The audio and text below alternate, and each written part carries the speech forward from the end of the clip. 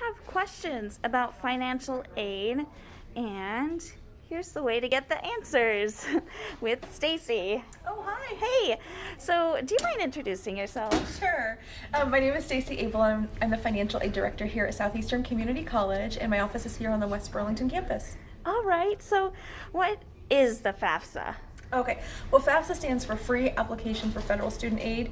That first F for free is really important, so you should never have to pay to file the FAFSA. Just go to studentaid.gov, and that application's available there for you. Okay, studentaid.gov. Okay, and how do I know if I'm eligible? Sure. Well, there's just some basic things to think about. You do have to be a U.S. citizen or permanent resident. Okay. You have to be a high school graduate or have completed high set or GED. Okay. And then you have to be going to a school that offers you federal student aid, which SCC does. Nice. So when do I need to file for FAFSA? Sure. Well, why don't you come to my office? I have some information in there that might be helpful for you. Sounds It's just around the great. corner here. Okay. Come on over. Don't mind if I do. Oh, and here's some hand sanitizer. Always have that great. available in case you need some. Okay, thank you. help yourself. Don't mind if I do. There we go. Okay, thank you. All right. So you were asking about when to file the FAFSA? Yes. Okay. Yes, I was. Okay. So when you talk about filing the FAFSA, earlier is always better. Okay.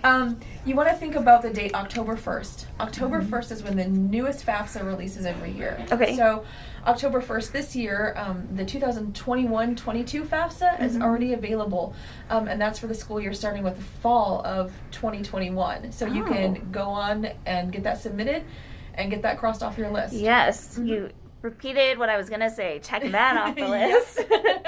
And so what kinds of federal aid is there? Sure. Well, when you're applying for federal student aid, there are three main types of aid that you're going to see. So the first is grants. That's your free money, and that's what most people are thinking about, like the Pell Grant. Yeah. There are also federal student loans. So they are loans. They're money that you have to pay back. Okay. But you don't have to pay them until 6 months after you graduate. All right. So you got a little time there. Sure. And then the other program is the Federal Work Study Program. And that would be a part-time job that you would work. Most of them are on campus. And you could earn money as a student as part of your financial aid. Oh, perfect. And so what if my family makes too much money? Is that a thing? So I encourage everybody to file the FAFSA regardless of what your income is. Because first of all, you don't really know what you qualify for until you submit it. It's free. You might as well go ahead and do it. Yeah. And the other thing is that information from the FAFSA is used by many states to determine your eligibility for their grant programs. Okay. So, for instance, like here in Iowa, we have the Last Dollar Scholarship Program. Okay. You have to file the FAFSA to qualify for that. But the unique thing about it is it doesn't take into account your family's income. Okay. So even if you have a high income and you're in one of our programs like welding, Sure. it would pay for 100% of your tuition, whatever's not covered by other, state or federal grants. Oh, wow. Free Yeah. school. Exactly. So you don't want to miss out by not filing the FAFSA. Yeah, awesome. Okay, so do I have to give my parents information on the application? We get that question a lot. Yeah. The FAFSA is a little different because it doesn't consider you to be independent until you've reached the age of 24. Okay. So you would still have to provide your parents' information if you're under that age.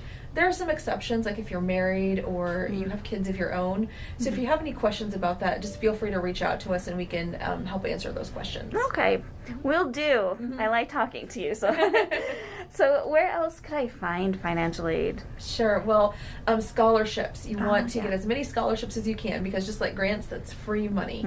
A great source for SEC students would be the SEC Foundation. Okay. So here's a little card to remind you of the application deadline.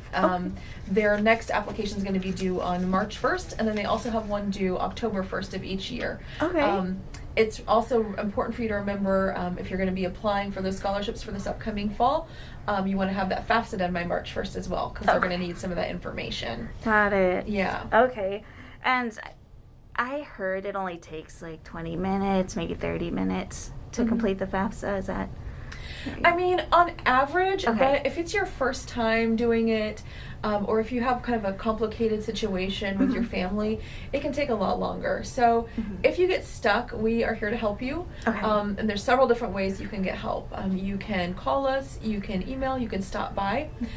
We have computers here in our office if you want to sit in here in our office and work on your FAFSA. That way if you get stuck, Yeah. you can, stop and you can ask somebody a question. And the other thing is if you just want that one-on-one personal attention, somebody to walk you through step by step, give us a call. We can set up an appointment for you, bring in all your tax documents, bring your parents, and you can sit down with somebody, go through it step by step, and they'll make sure that you get it done right the first time. All right. Hey, Stacey, thank you so much for your time. Sure. I'll let you get back to your work, but Okay. I appreciate it. If I have questions, I'll give the office a call. Okay, well, thanks for stopping by. You know where I'm at.